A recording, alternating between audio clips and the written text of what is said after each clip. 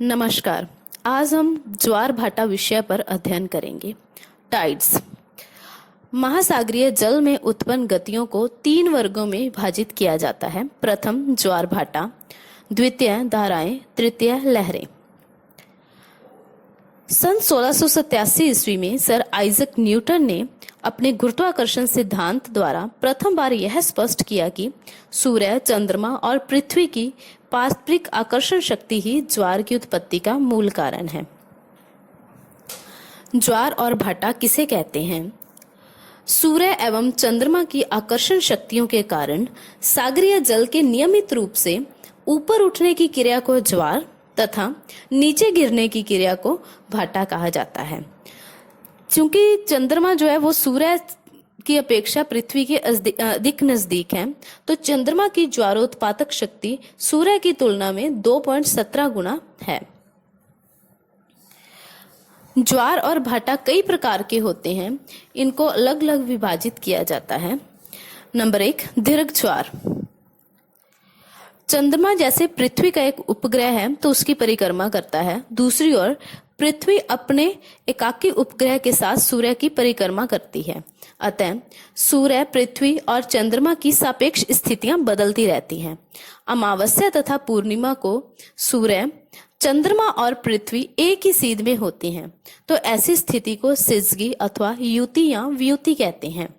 युति की स्थिति में चंद्रमा सूर्य और पृथ्वी के बीच में होता है और व्युति की स्थिति में पृथ्वी सूर्य और चंद्रमा के बीच स्थित होती है।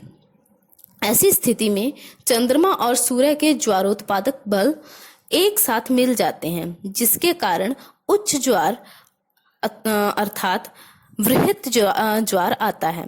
ऐसे ज्वार प्रत्येक 15 दिन अर्थात अमावस्या अथवा पूर्णिमा को उत्पन्न होते हैं। लघु ज्वार अमावस्या तथा पूर्णिमा के अतिरिक्त अन्य तिथियों को भी सूर्य, पृथ्वी और चंद्रमा की सापेक्ष स्थितियों में अंतर आ जाने के कारण वे एक सीध में नहीं होती हैं।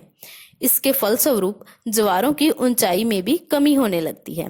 प्रत्येक महीने में 2 पक्ष होते हैं, कृष्ण पक्ष तथा शुक्ल पक्ष।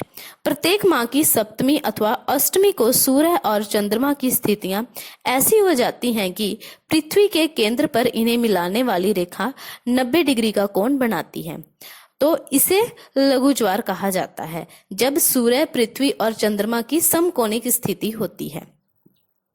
अर्धदैनिक ज्वार प्रतिदिन समान ऊंचाई वाले 2 उच्च ज्वार अथवा 2 निम्न ज्वार उत्पन्न होते हैं, तो उन्हें अर्धदैनिक ज्वार कहा जाता है।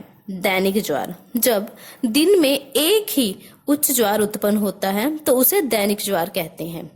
ऐसे ज्वार 24 घंटे 52 मिनट के अंतराल के पर उत्पन्न होते हैं। मिश्रित ज्वार जब दिन में असमान ऊंचाइयों वाले 2 ज्वार उत्पन्न होते हैं तो उन्हें मिश्रित ज्वार कहा जाता है।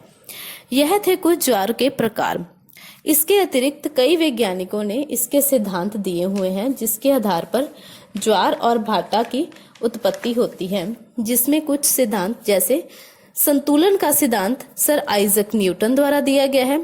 प्रगामी तरंग सिद्धांत विवियल हवेल्स द्वारा दिया गया है।